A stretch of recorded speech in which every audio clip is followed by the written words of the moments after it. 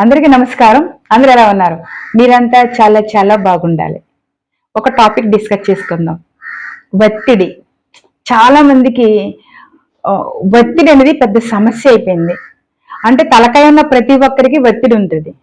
చిన్నపిల్లలకైతే mummy daddy ఏదో provide చేయలేదని ఒత్తిడి పెరిగిపోతూ ఉంటుంది. విద్యార్థులకైతే చదువు ఒత్తిడి, తర్వాత పెద్దవాళ్ళకైతే పని ఒత్తిడి, అన్ని ఒత్తిడే. ఆఖరికి మన చుట్టుపక్కల ఉన్న వాళ్ళు కూడా మనల్ని చాలా ఒత్తిడికి గురి చేసేస్తూ ఉంటారు. స్ట్రెస్ అన్నమాట. అంటే ఒక్క సందర్భంలో చేస్తే బాగుంటుంది అంటారు, ఇది బాగోలేదు అంటారు. అంటే ఒత్తిడి, దీని గురించి చాలా మంది ఒత్తిడికి లోనైపోయి అనారోగ్య పాలైపోతూ ఉంటారు. కానీ ఒత్తిడి నుంచి ఎలా ఓవర్కమ్ అవ్వాలి? ఒత్తిడి అనేది మన ఒక పని మీద మనకు పనిభారం పెరిగిపోతూ ఉంటే దాన్ని ఎలా ఓవర్కమ్ అవ్వాలంటే దాని గురించి మనం స్టార్ట్ చేసిన వెంటనే ఒత్తిడి తగ్గిపోతుంది. పని స్టార్ట్ చేసిన వెంటనే.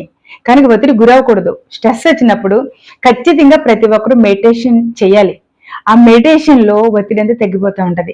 పని ప్రారంభించిన వెంటనే ఒత్తిడి మటుమయమైపోయి మనం ఆ పనిలో విజయం పొందడానికి కానీ ఆ పని వైపు ముగింపు వైపే కానీ మన ధ్యాస అంతా పెట్టుకుంటాం. సో ఒత్తిడికి ఎవరు ఫీల్ అవ్వద్దు, స్ట్రెస్ ఫీల్ అవ్వద్దు. ఫీల్ ఫ్రీగా హ్యాపీగా ఉండి మన పనులని చేసుకుని మనం చాలా హ్యాపీగా ఉందాం. Okay, thank you so much. Thank you for watching this video.